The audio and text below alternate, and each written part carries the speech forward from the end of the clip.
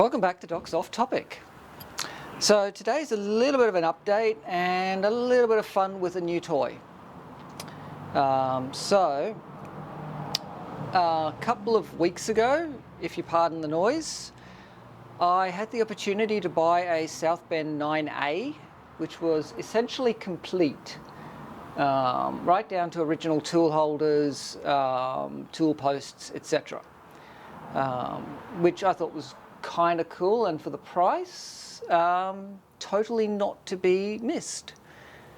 So I pulled the trigger and I bought the thing. I have brought it home. I have trammed it in. It is running perfectly level, as I'll show you in some photos to come. Turns very, very true. So I am really happy. It's also allowed me to get it back into single point threading, which is also good, which has allowed me to complete another project. So, you know, it's really fallen in at the right time.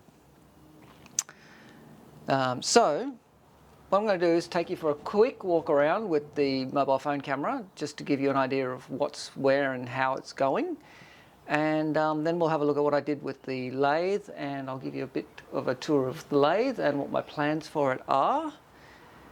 And I hope you enjoy the little trip around the shop. So let's have some fun. Okay, so starting off with the mill, I have the bearings all sorted. I need to replace the bearings in the motor now because they've decided to seize up after their immersion in floodwater. This lathe needs a new split nut, which is a perennial problem, and one I intend to solve by replacing the lead screw, which is, as you can see, 3/8/16 threaded rod with some Acme threaded rod. That's a future project for which I need a functioning lathe, which is kind of handy that I've got a new one. Tools wise, today's acquisition, a nice Shaper high-speed steel tool holder, which is just about the right size for the 16-inch Shaper. The 18-inch Shaper. I'll need to make a little support caddy to keep it centered in the tool post, but other than that, that is a perfect fit. For the Devon lathe, I've got the tool post fitted, which I'm really happy about. Sorry, I think you missed most of that. So that's all sorted. This was the first turning project on the new lathe, details of which to follow. So now that this is done, I can focus on boring out the axle for the back gear on it and making a new back gearing, which I'll model on the South Bend back gears. As far as the Shaper goes, not much progress in the last couple of months, simply because what I need to do is pull the bull gear out again and find out why the adjustment for stroke isn't working. Yeah. But that brings us to the main event, which is the South Bend 9A, which, like I said, is complete. Original Armstrong tool holders. This is not the original tool post. However, I do have, I think, 2 of these. It came with the original collet system, admittedly only 2 collets with it, but I'm sure that I can get more. The rest of the tool holders, it has all the change gears except for the 127, 125 gear for doing metric threading. The motor is a dual speed, so it's actually got 12 speeds available, which is really, really handy. And I'm currently making the axle stub for the 8-inch contact wheel for the belt grinder. After that, I will work on the lead screw for the gingery lathe, and we'll see if we can't get that running a little bit better. One thing I do probably need to have to do is to take out the spindle and machine a spline for gearing it for threading. But we'll cross that bridge when we get to it. I need a new tool chest because I've got so much tooling that came with this lathe that I need somewhere to store it. And for those wondering,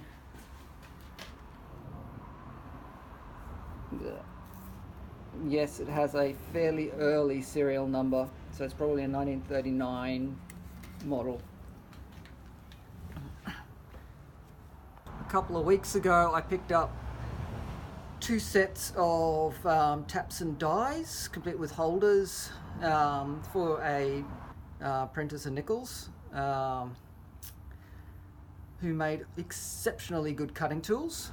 So this one is an original wooden box. This one is the original metal case. Just give me a moment, I'll open that one up. Set, unfortunately, the plastic liner had completely degenerated into just a lot of little bits and pieces of shattered plastic.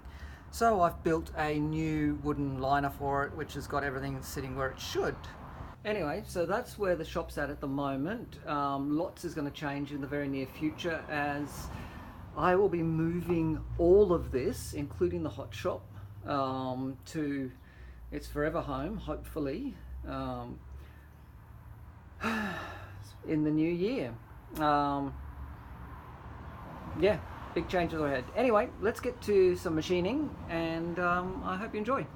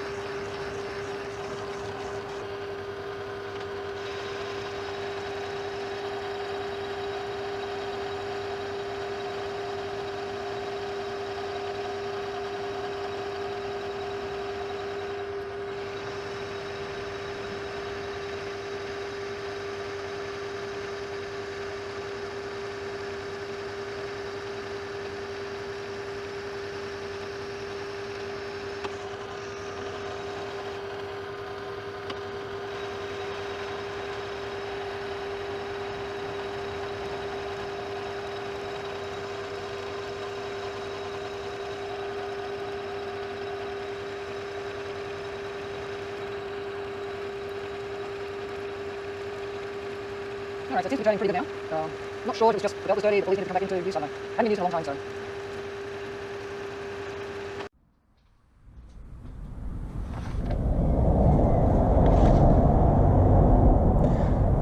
so. So for the Devon lathe, I've got this tiny little multi-fix style tool holder. This is the double A, so this is about as small as they get. Very cute, but I need to make the mounting post for it, which will be a bit of a mess thread-wise, because at this end it's a 5/8 Whitworth course, and at this end it'll have to be an M10 because it's 10.5 stud that protrudes. So we'll see how we go with that. So 5/8, 18, 13 for 20 millimeters, then 9 millimeters of 10.5, and then about 6 to 8 millimeters, I guess, worth of M10. So let's find a little piece of steel that we can use. I think I'm pretty close to center. Unfortunately,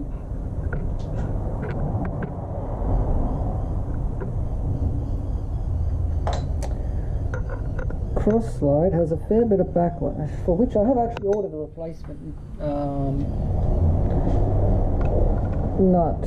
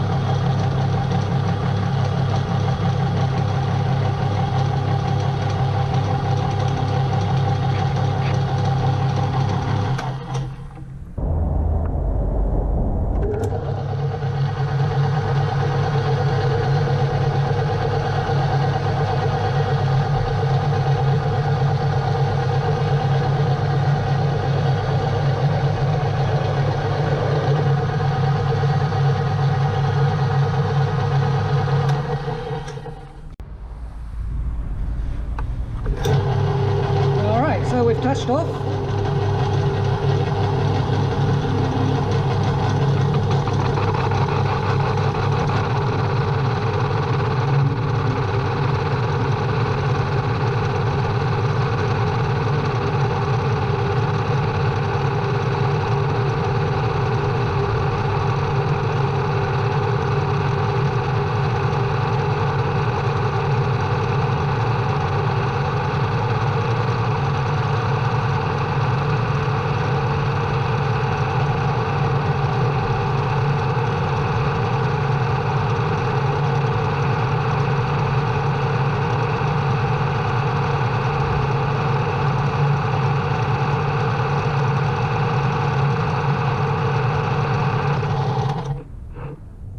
That's a really good fish.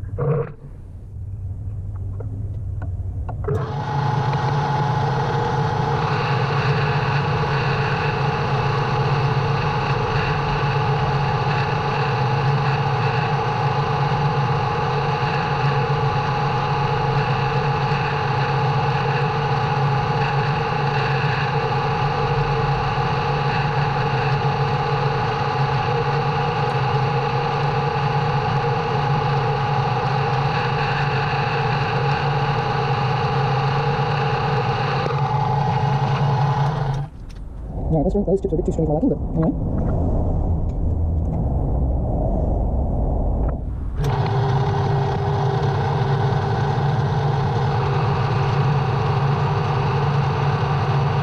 Yeah, we have got 18 millimetres. And we're at 18.9. What's that?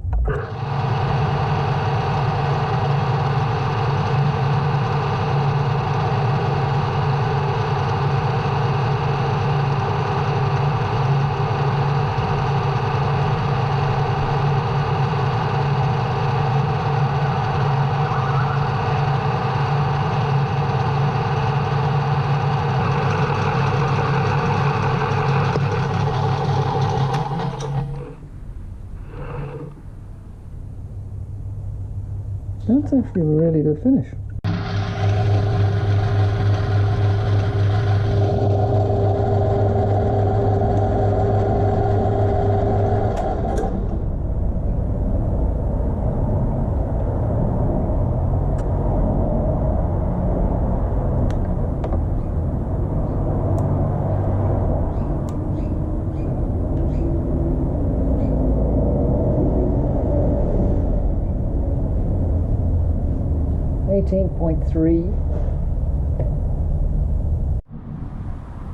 So, if you remember our drawing,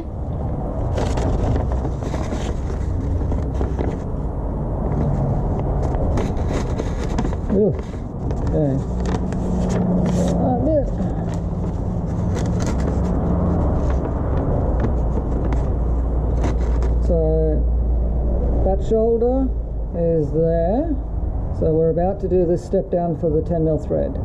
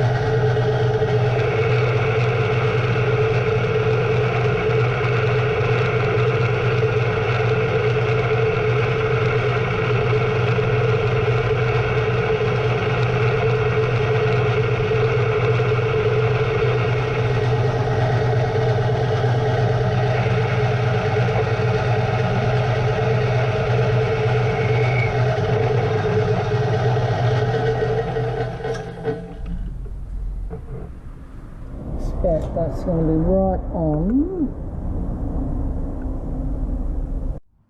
Alright, let's try and count the relief for the thread.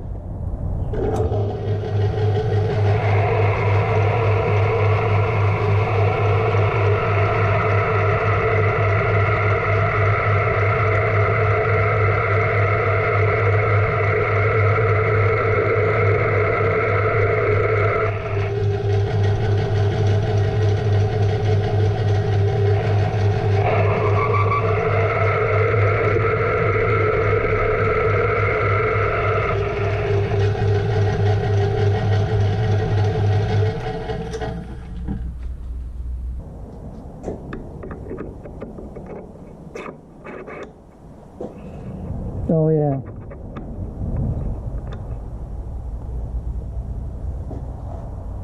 That should be good.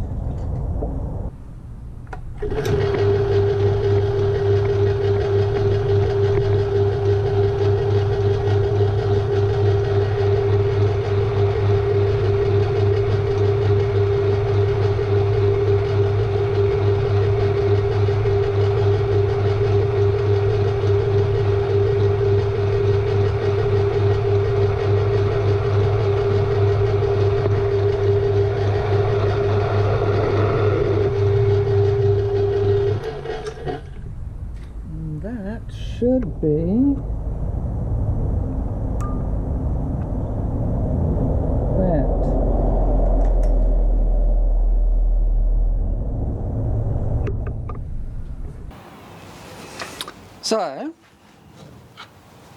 So just to show you the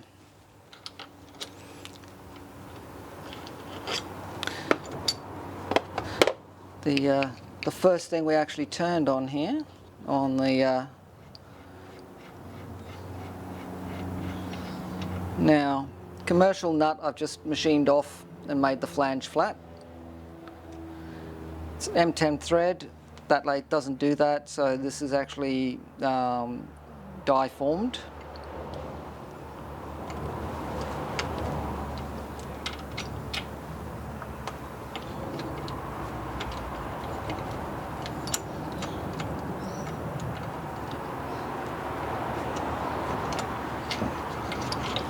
I can't remember how I did this. These tiny ones don't come apart quite as nicely as the larger ones, as they're not hinged at the back.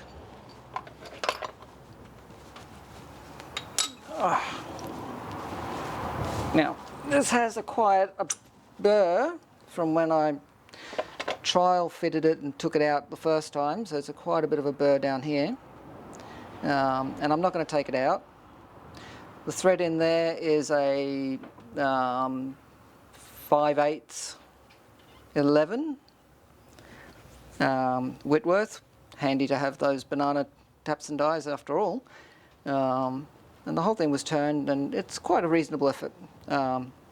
Quite enjoyed doing that job.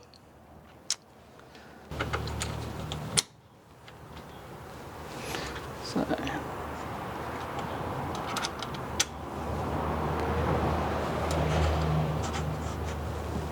Where does that? Oh.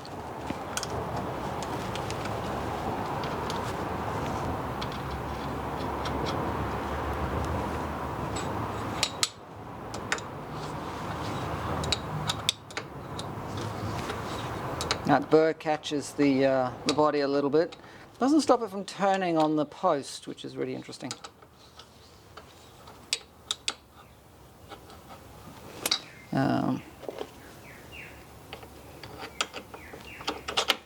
Now I've got a complete set of the rest of the holders. There's actually 4 of these. And once I've got this lathe going, it will be a very much handier way to do things. I'm sick and tired of having to change tools manually and readjust everything. It's a real pain. I will also be getting back to the dividing head in the very, very near future. I really want to finish that. It's only a couple of parts left, largely because I have all of the dividing plates already done. So that will be really nice to have finished. Anyway, that's where I'm going to leave off. If you've enjoyed the video, hit the thumbs up. Feel free to share on social media. And if you haven't already subscribed, I'd love it if you hit that subscribe button. Let's keep this channel growing. So get out to your shop. Have some fun. Stay safe. And I'll catch you for the next one.